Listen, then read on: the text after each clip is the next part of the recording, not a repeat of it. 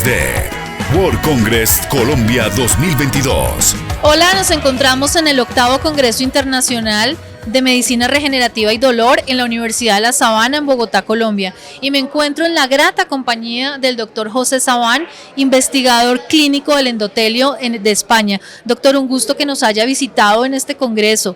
Hablábamos un poco detrás de cámaras de la importancia que tiene el endotelio. Me gustaría mucho que le explicara a todos los televidentes que nos visitan y nos siguen por más de 57 países sobre el endotelio. Sí. El endotelio es el gran desconocido y, sin embargo, es la túnica que reviste el interior de nuestros vasos sanguíneos. Y cuando digo vasos sanguíneos, estoy hablando de arterias, estoy hablando de venas y estoy hablando de vasos linfáticos. Realmente el endotelio digo que es muy desconocido, pero no solamente para el público en general, sorprendente también para muchos de los médicos, para muchos de los médicos que se creen que es un tema más de los biólogos y de los investigadores puros, y no tiene aplicaciones clínicas, y yo creo que eso es un gran error. Para empezar, para valorar la verdadera importancia que tiene el endotelio, yo diría que podemos empezar por el peso. El peso que tiene el endotelio es mayor que todos los órganos nobles del Cajal juntos, y me refiero al riñón, me refiero al hígado, me refiero al corazón, fundamentalmente, y al cerebro. O sea, la suma del peso de todos esos órganos no pesa más que pesa el endotelio. Eso para empezar. Pero es que luego a nivel de funcionamiento tiene grandes facultades y tiene una capacidad de respuesta como pudiera ser la respuesta cerebral, o sea que tiene capacidad para pensar de forma inmediata y responder a los estímulos, y luego maneja los líquidos como si fuera el riñón, fabrica productos como si fuera el hígado y hace realmente cosas increíbles. Produce tal cantidad de productos y además lo hace de una forma inteligente, porque produce unos determinados factores que hacen unas acciones y también las contrarias, y gracias a ese equilibrio va autorregulándose. Y eso hace que en cada órgano tenga su endotelio. O sea, no existe un endotelio, existen tantos endotelios como órganos tenemos, y cada órgano tiene su endotelio y regula el paso de los nutrientes, y el propio oxígeno necesita pasar del lecho vascular a los tejidos del órgano, y eso lo hace porque el endotelio de ese órgano en ese momento determinado considera que tiene que actuar de esa manera. Pero si él considera que no debe hacerlo, pues lo que hace es que cambia lo que es vasodilatación por vasoconstricción y no deja que esos nutrientes lleguen en exceso a donde no tiene que llegar. O sea que regula todo el funcionamiento. Y cuando hablamos del endotelio por órgano, hay que multiplicar por 3. Tenemos que hablar del endotelio arterial, del endotelio venoso y del endotelio linfático. Y eso no lo debemos olvidar. Y luego hay una cosa muy importante, porque la gente cuando dice, bueno, llego a reconocer que el endotelio es importante y lo ubico en lo cardiovascular. Pero es que el escenario del endotelio va más allá de lo cardiovascular. Es verdad que lo cardiovascular fue lo primero y se aplicó como una medicina preventiva, porque nosotros cuando tenemos un endotelio sano quiere decir que no tenemos enfermedad cardiovascular, y entonces estamos en el momento ideal para empezar esa prevención y a partir de la nada ir caminando hacia el todo, al contrario de la medicina convencional, claro, que aborda la enfermedad cardiovascular cuando ya el sujeto tiene un infarto o ha tenido un ictus o tal. Y aquí es todo lo contrario. Preventivo. Lo que interesa es el sujeto, ya no joven o mayor o de edad, pero un sujeto que lleva una vida sana y que cuando le hacemos los estudios, a nosotros lo que nos gusta es que salga el endotelio realmente en sus valores ideales, porque ese es el enfermo candidato ideal para hacer una medicina anticipativa, preventiva, personalizada y de precisión. Ese es el candidato ideal, el enfermo que no tiene nada. Porque muchas veces a nosotros, recuerdo cuando abrimos nuestra unidad en el Ramón y Cajal de Madrid, nos decían, bueno, pues es que vuestros enfermos están ahí sentados y no están enfermos. Digo, claro, es que ese es el paciente que nosotros queremos. Queremos que no estén enfermos.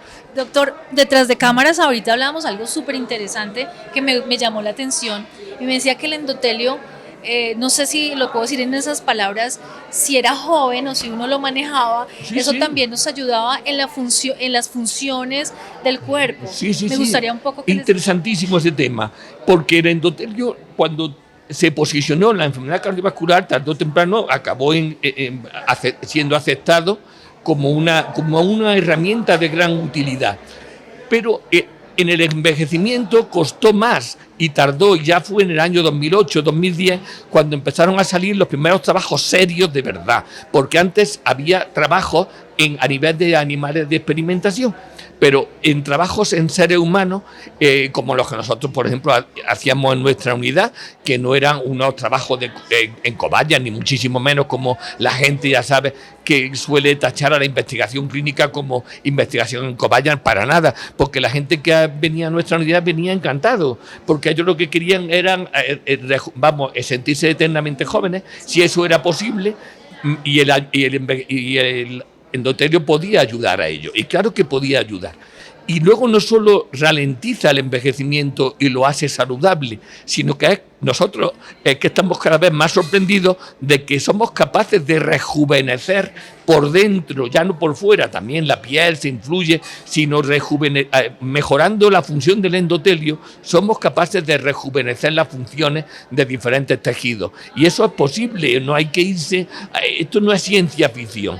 Y precisamente este año uno de los trabajos más comentados fue un trabajo sobre medicina hiperbárica que mejoraba la longitud de los telómeros y el envejecimiento.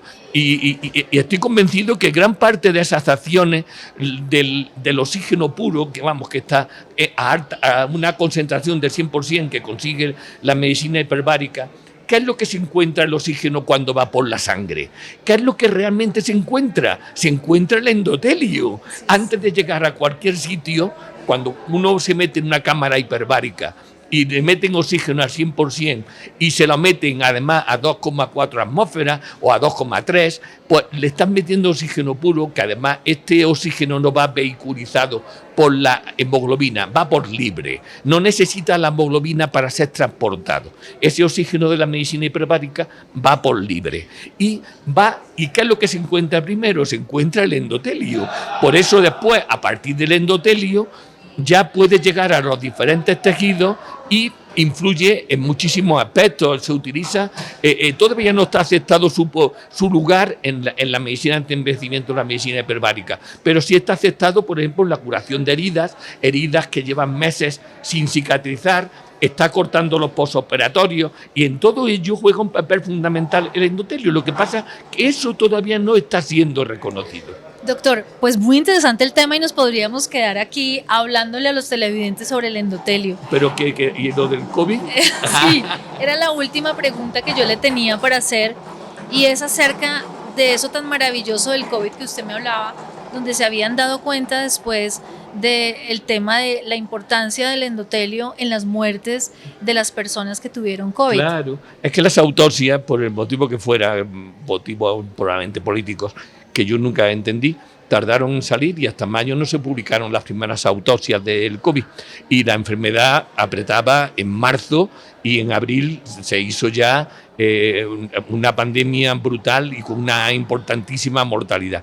Y sin embargo, hasta mayo no tuvimos resultados de las autopsias. ¿Y qué decían las autopsias? Que el principal tejido dañado del organismo era precisamente el endotelio. Meses después, dos grandísimos autores, un americano, Peter Levy, y un suizo, pero afincado en Londres, Thomas Lüscher, sacaron un artículo en que más o menos venían a decir en el título que al final la COVID era una enfermedad endotelial, o sea que no era una enfermedad pulmonar, ni era una enfermedad multisistémica, era ante todo una endotelitis, una inflamación del endotelio. Y eso lo dejaron muy claro en su trabajo. Y pasaba de víctima a verdugo. De alguna manera, el virus atacaba al endotelio y el endotelio se rebelaba y empezaba a producir coágulos, y esos coágulos unas veces eran en territorio venoso, otras veces eran arteriales, y no solo coágulos, sino que incluso en las propias UBI muchas de las muertes que se atribuyeron a otras causas fueron realmente debidas a endoteritis sistémica y a fracaso multiorgánico por el virus. Pero es que ahora estamos viendo enfermos con COVID persistente y el endotelio, otra vez, habíamos cometido los mismos errores. Habíamos dejado ignorado al endotelio. Y resulta que el endotelio tiene mucho que decir. Hay otros factores implicados. Está claro que el endotelio, todo la COVID persistente no lo explica porque hay más de 100 síntomas, incluso 200 síntomas relacionados con la COVID persistente. Pero que juega un papel fundamental, eso seguro, no solamente en la inflamación vascular, que es obvio porque el endotelio forma parte del vaso, sino también en la propia neuroinflamación.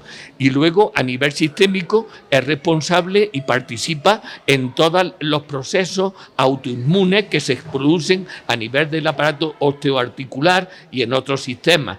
Y entonces hay que tener siempre presente que el endotelio debería ser estudiado en todo este tipo de pacientes. Bueno, doctor, muchísimas gracias por esa gran introducción que nos da para su siguiente paso, que es la ponencia que a continuación va a tener. Doctor José Sabán, muchísimas gracias y bienvenido nuevamente a este espectacular congreso. Un placer. CISDE